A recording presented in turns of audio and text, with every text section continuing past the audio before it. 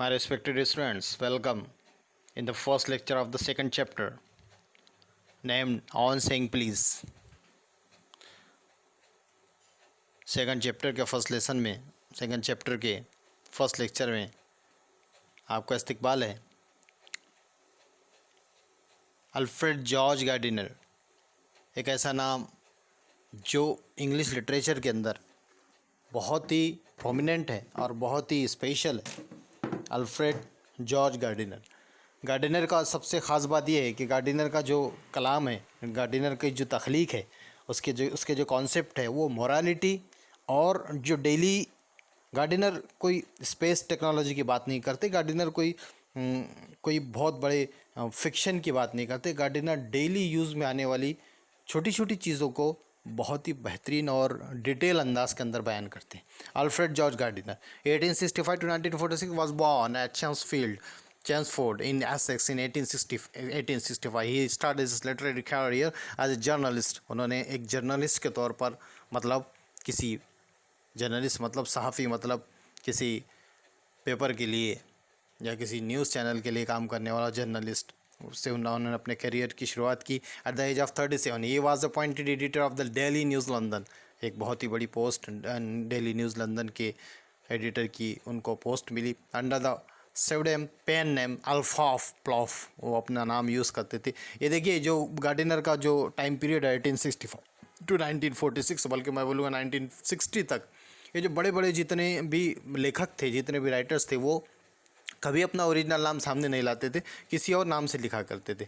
अल्फॉफ Plough he made regular contribution to the Daily News, और Daily News में उनका regular contribution था। Manchester Evening News ETC, his essays are uniformly elegant. उनके जितने भी मजमून होते थे वो एक जैसे नफीस होते थे। नफीस मतलब एकदम एलिगेंट, एकदम साफ़ सुथरे, ग्रेसफुल। उसके अंदर एक एहसान झलकता था, एक बात झलकती थी, एक मॉरल्स झलकते थे, एंड ह्यूमरस, और मज़ाहिया भी हुआ करते थे। उसके अंदर हंसी मजाक भी हुआ करता था। The pillars of society, pebbles on the shore, many furrows and leaves in the wind are some of his best known writing. Alfred Gardiner की सबसे बेहतरीन राइटिंग्स के अंदर है the pillars of society, pebbles on the shore, many furrows and leaves, some of the best known writing. His uniqueness lies in the ability to teach the basic truth of life in an easy and amusing manner. उनका सबसे ख़ास बात यह है कि वो एक आसान तरीके के अंदर और बेहतरीन तरीके के अंदर, सादगी के अंदर अपनी बात को बयान कर देते हैं। और is the questions of morality in everyday life. उन्होंने एक ही सवाल उठाया कि हर दिन रोज़ाना की ज़िंदगी के अंदर, तुम्हारे ज़िंदगी के अंदर तुम्हारे अखलाक झलकना चाहिए,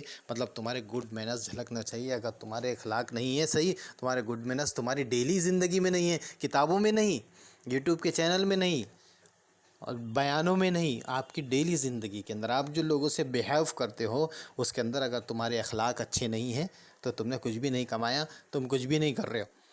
इन ऑन सेइंग प्लीज़, ये जो चैप्टर है ऑन सेइंग प्लीज़ में, he points out the value of good manner. उन्होंने अच्छे अखलाक की, अच्छे स्वभाव की, अच्छे व्यवहार की बातों को पॉइंट आउट किया है in social life, and emphasis the importance of courtesy and politeness in daily behaviour.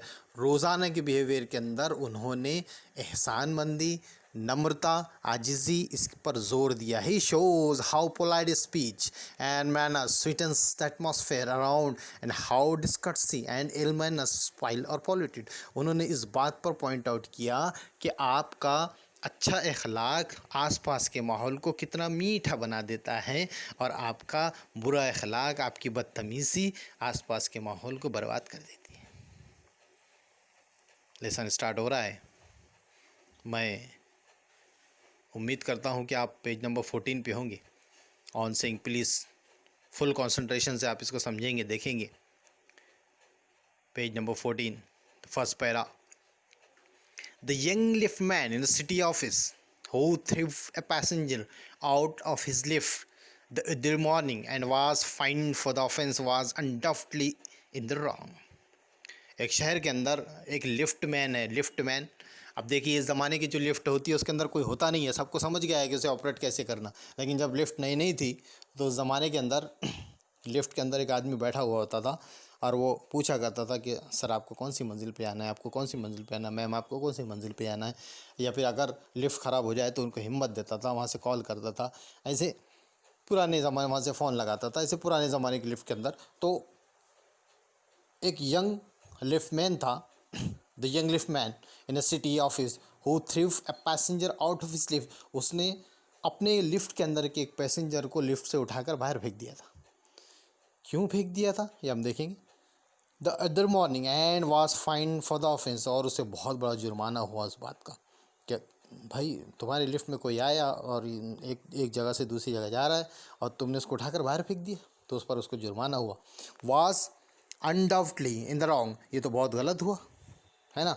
तो उसके तहकीक में लोग गए कि भाई क्या बात है, लिफ्टमैन ने किसी आदमी को उठाकर बाहर फेंक दिया, ऐसी क्या बात हो गई कि लिफ्टमैन ने बाहर फेंक दिया, क्या वजह, क्या रीज़न क्या है। The complainant the complainant entering the lift, sorry it was a question of please. तो ये इस बात बड़ी हैरत हुई, इस बात के डेप्थ में जाकर, इस बात की गहराई में जाके कि ये मसला सिर्फ़ और सिर्फ पुलिस का था, जो उठा के फेंक दिया उसने। अब कैसे मसला पुलिस का था। The complainant entering the lift, जिसने कंप्लेन किया था, जब वो लिफ्ट में दाखिल हुआ, उसने कहा, उसको कहा लिफ्टमैन को, टॉप, मुझे टॉप पे जाना है, मतलब मुझे ऊपर की मंजिल पे जाना है, सिर्फ टॉप कहा।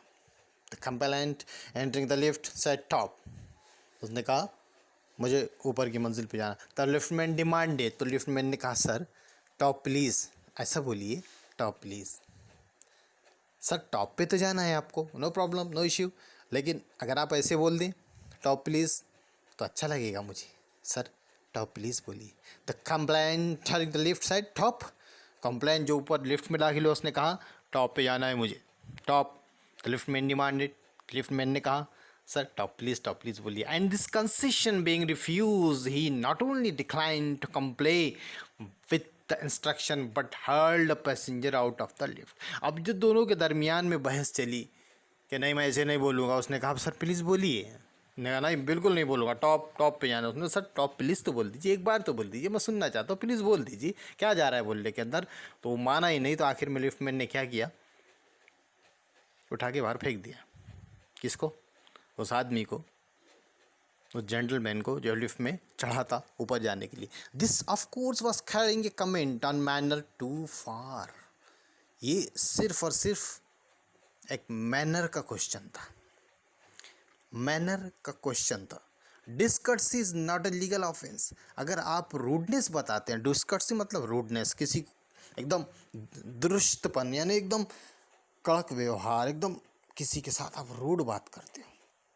देखिए अगर आप चोरी कर लेते हैं, अगर आप किसी के घर में चोरी कर लेते हैं, किसी का मर्डर करते हैं, किसी का हाथ तोड़ देते हैं, समझ रहे हो, किसी का पैसा लेके भाग जाते हो आप, तो वो एक लीगल ऑफेंस है गवर्नमेंट के नज़दीक। श्योरिटी जो भी आप जिस भी देश में रह रहे हो, फॉर एग्जांपल आप इंडिया में रह रहे हो, तो इंडिया का जो आईपीसी है, इंडियन पेनल कोड है, वो आपको हिंदुस्तानी कानून के तहत सज़ा देगा। लेकिन डिस्कर्ट्स, रूडनेस, ख़राब व्यवहार is not a legal offence, ये कोई लीगल ऑफेंस तो है नहीं। And it does not excuse assault and battery. और ये असॉल्ट ये टर्म क्या है, असॉल्ट एंड बैटरी मतलब एक ऐसा अटैक कि जिसमें सिर्फ अटैक ही नहीं रहता है, बल्कि इसके अंदर वायलेंस का यानी शिद्दत का भी यूज़ रहता है।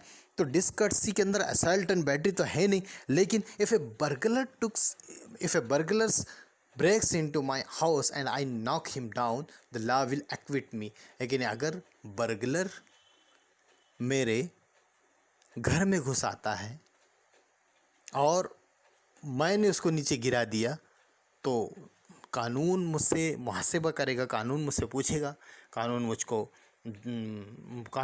घेरे में लेगा। And if I am physically assaulted, लेकिन अगर मैं जिस्मानी तौर से, शरीरी तौर से मुझ पर अगर हमला हुआ, it will permit me to retaliate, वो मुझे अपनी मदाफ़ियत के अंदर या फिर वो मुझे अपनी संरक्षण के अंदर हमला करने की इजाज़त देता है। It will permit me to retaliate with reasonable violence, वो भी ऐसे वायलेंस के साथ जो रीजनेबल हो, यानी वो सामने वाला आप पर हमला कर रहा है, आप उस पर हमला कर रहे हो। सामने वाला सिर्फ आपको हाथ से मार रहा है तो आप भी उसको हाथ से मारो। सामने वाला आपको हाथ से मार रहा है, पता चला आपने उसका काम ही तमाम कर दिया, तो ये नहीं चलेगा। It will permit me to retaliate with reasonable violence. Reasonable violence यानी जो समझ में आए जैसा, ऐसा वायलेंस यानी ऐसी शिद्दत का लॉ आपको परमिट करता है। It does this because the burglar and my assailant have broken quite definitely commands of the law. ये इसलिए देता है कि दोनों ने अलग अलग लेवल का मेरे घर के अंदर व्यवहार किया। But no legal system could attempt to legislate against bad manner.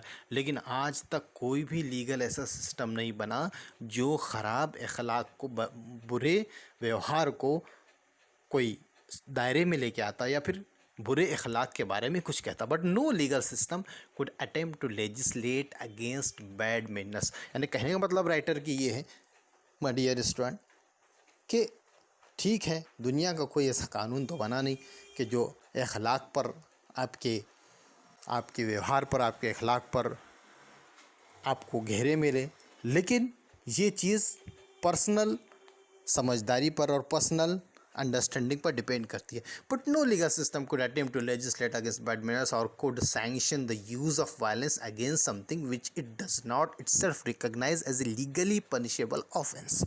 अब अगर कोई हम पे हमला करता है, हम उस पे हमला करते हैं, लेकिन अगर कोई हमारे साथ बुरा व्यवहार करता है तो ऐसा कोई कानून ही नहीं बना है कि जो उसका मुहासिबा करे कि भाई आपने इनके साथ बिना किसी वजह के बुरा व्यवहार किया ही क्यों। एक बार और लेते हैं इसको। But no legal system could attempt to legislate against bad manners. कोई भी ऐसा लीगल सिस्टम नहीं है जो ख़राब अखलाक को लेजिस्लेट करे, मतलब कानूनी मुहासिबा करे उसका। और could sanction the use of violence against something which it does not self recognise as a legally punishable offence. या फिर कानून ऐसा कोई कानून नहीं बना है कि भाई बुरे अखलाक को लीगली पनिशेबल ऑफेंस बयान कर दे। And our sympathy with the liftman was we must admit that the law is reasonable. और हमारी सिंपैथी लिफ्टमैन के साथ है और हम ये बोलते हैं क्या, फिर इसके बावजूद भी हम कहते हैं कि हाँ, लॉ तो रीजनेबल है। It could never do if we were at liberty to box people's ears because we did not like their behavior। ऐसी हमको इजाज़त ही नहीं है कि जो हमारे साथ ख़राब व्यवहार करे हम उसके कान मरोड़ दें। बॉक्स पीपल्स ईयर यानी कान मरोड़ देना, है कि नहीं, उनके साथ लड़ लेना, ठीक है, ऐसा हमको इजाज़त ही नहीं है। Could never do if we were at liberty to box peoples ear because we did not like their behaviour. अगर हमको किसी का अखलाक पसंद नहीं आता है, किसी का बिहेवियर पसंद नहीं आता है, तो ऐसी कोई आज़ादी ही नहीं दी गई कि हम जो हमारे साथ बुरा व्यवहार कर रहा है, बुरा अखलाक कर रहा है, हम उसके कान मरोड़े। और the tone of their voices, उनके आवाज़ों की जो टोन है, मतलब जो उनका लहजा है, वो लहजे पर हम जो है तो कुछ नुक्ताचीनी करें। और द स्कॉल ऑफ देयर फेसेस, या फिर उनके चेहरे पर हमको देख के जो दुरुस्तगी आ रही है, जो उनके चेहरे पर हमको देखकर जो उनके झुर्रियाँ आ रही है, वो झुर्रियों का हम कुछ कह सके, ऐसा कोई कानून नहीं बना। Our fist would never be idle and the gutters of the city would run with the blood all day. अगर ऐसा होता तो ये जो हमारे शहर के जितने गटर हैं उसमें हर दिन कुछ ना कुछ किसी ना किसी का खून बहता रहता, अगर बुरे अखलाक पर कानून ऐसा कुछ कर देता। क्योंकि ऑब्वियसली ये ह्यूमन नेचर है कि वो किसी को पसंद नहीं करता है, किसी को करता है, किसी के साथ अच्छा व्यवहार करता है, किसी के साथ ख़राब व्यवहार करता है। अगर ऐसा होता तो शहर के जितने गटर हैं उसके अंदर हर दिन पूरा दिन किसी न किसी का खून बहता। और हमारी जो तो मुट्ठियाँ कभी भी खाली बैठी नहीं रहती, हमारी मुट्ठियाँ किसी न किसी पे चलती रहती, 24 घंटे चलती रहती। कहने का मतलब राइटर का ये है इस पूरे पैराग्राफ के अंदर, माय डियर स्टूडेंट्स, कि हमारे अखलाक पर किसी भी किस्म का कोई चाराजोई, कानूनी चारा, कोई देश के कानून की कोई चाराजोई नहीं है। ये सारा का सारा डिपेंड सेल्फ पर करता है कि आप किस तरह के बिहेवियर के साथ रहते हैं, गुड बिहेवियर के साथ रहते हैं या बैड बिहेवियर के साथ रहते हैं। ये जो पहला पैरा हुआ, मैं उम्मीद करता हूँ कि आप इस पैरा को अच्छी तरह दोबारा सुनेंगे और इसका हिंदी में समरी लिख कर मुझे भेजेंगी। Have a nice day. Thank you. Thanks a lot.